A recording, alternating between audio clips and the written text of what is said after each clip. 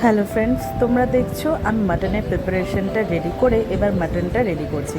তার আগে বেগুন ভেজে নিয়েছিলাম, আর তারপর ওই তেলেই আস্তে আস্তে পেঁয়াজ ভাজা করে তার মধ্যে ওই ম্যারিনেট করা মাটনটা দিয়ে দিয়েছিলাম। মাটন রান্না করতে তো অনেকটা সময় লাগে, তাই তোমাদের সাথে আমি কিছু কথা আমার লাইফে শেয়ার করছি। আমার লাইফটা জুড়ে রয়েছে আমার মা বাবা, আমার শ্বশুরবাড়ির ফ্যামিলি, আমার বন্ধুবান্ধব, রিলেটিভ সার্কেল আর আমার স্টুডেন্টরা। এটাই হলো আমার লাইফ। সিম্পল একটা লাইফ লিড করি, সবার সাথে মিশে থাকতে ভালোবাসি, সবার সাথে হাসি খুশি ঘোরাফেরা আড্ডা দিতে ভীষণ পছন্দ করি। আর আমার এই লাইফটা আমি নিজেকে খুব ভালো রাখি, আর নিজেকে ভালো রাখার থেকে বড় কাজ আমার মনে হয় না আর কিছুতে আছে।